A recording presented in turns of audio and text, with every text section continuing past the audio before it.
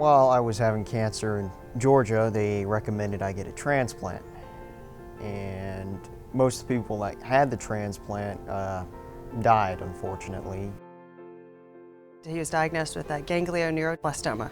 Simple part of it was just an operation to remove it and be done, no chemo, no radiation, but when they went in to remove it, there were complications.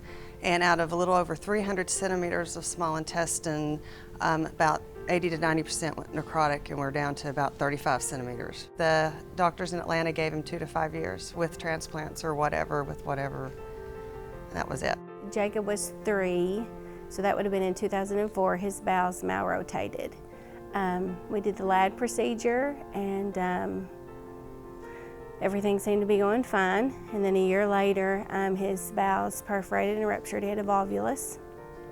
He spent 5 months in one of our local hospitals. She got sick one night, and that's the best way I can explain it. It was kind of like a car wreck. She went through surgeries and stuff and had ended up having a mid-gut volvulus. We didn't know that her gut was malrotated. So at 5.5, she lost a large portion of her small gut and part of her colon. She was on TPN for 12 hours every night, G-tubes, throwing up all the time, couldn't really get anywhere. They basically told us that she would never be off TPN. Alexandra had a bowel obstruction in utero that was found on an ultrasound when I was pregnant. When she was born, the doctor said that she had to have surgery right away. So they opened her up on her first day of life, and they found the bowel obstruction had necrotized a lot of her small bowel. So they removed a lot of it, and that left her short gut.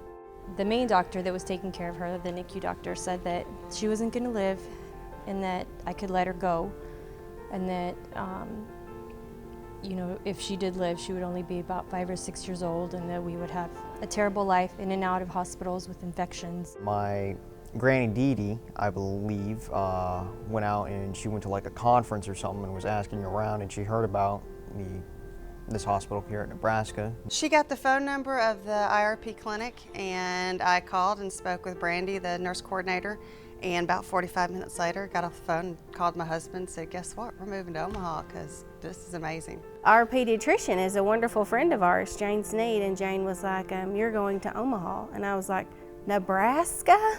And she said, yes. One of the nurses said to me, you know, they do transplants in Nebraska, in Omaha. And I said, where is Omaha? I was on a support group, and one of the moms is like, you have to go to Nebraska. I thought, what the heck, we're gonna give it a try. So we came to Nebraska and we stayed for 5 weeks, and within that 5 weeks, they totally flip-flopped her to 100% better quality of life. We have Brandy and Dr. Mercer, and they really work together. Like anywhere else you go, they say they work together, but it's, you see one person, then you see the next person. Here you see them all in a room, and they really work together. The first time I talked to Brandy, she told me that we had a plan. She stepped it out for me. When I got here, it was like, you know, we're yours. You know, we felt like God sent us to them and that they were going to take care of us, and that's exactly what they done. Both of the Brandys really took care of me, and Dr. Mercer always makes it fun where you can actually talk to him. I think Dr. Mercer's made like a really big impact in my life, and it amazes me like how smart he is and how much he's helped me over the years. And the Brandys have always been there for me since like I got here, and they always help me, and they always help like try and find ways for me to like be healthy and make it as easy as possible. I don't know what the words are for the people who saved your kid's life. I mean, they're just amazing. Their heart's in it. They have an amazing work ethic. They're wonderful. They're always there for me. They like to joke around. They're really funny. I mean, when I was young, I was sad. I was kind of scared. They made me happy. They made me laugh. They truly care about the kids and the families and the parents. Every time that he got sick, all I had to do was call Brandy or call one of the team members, and they would get him in and see him and do whatever needs to be done.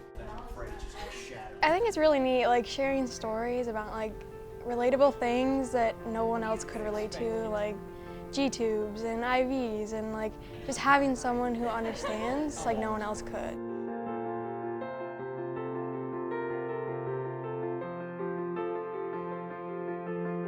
Don't think when you're sad that you're never going to be happy again, because you will be happy again. I mean, it's going to be a hard go around, but you're going to make it and it's going to be okay, and you're just going to have to live your life to the fullest and have fun. Don't stop being a kid. Like, just because you have this doesn't mean you can't be a kid and be young and playful and stuff, and just keep working hard at it.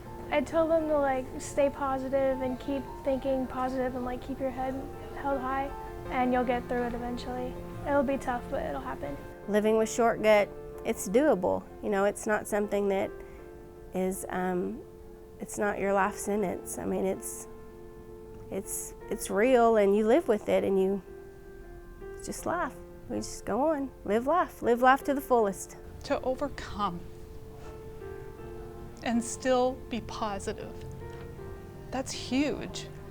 And what I see for the future for her is that because of having to overcome things, she'll be able to do things that I probably could have never done.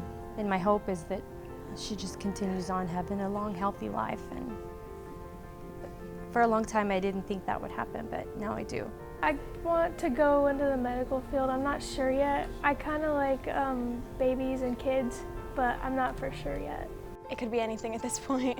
Thinking about going into engineering, possibly aeronautical engineering. That's one thing I've been looking into. I plan on going to Arkansas State and having a double major in plant and soil sciences and ag business, and being a crop scout or a crop consultant.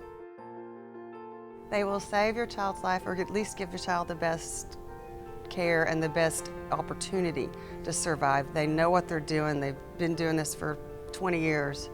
You know, what started out as basically a death sentence for my child is no longer one because we came here.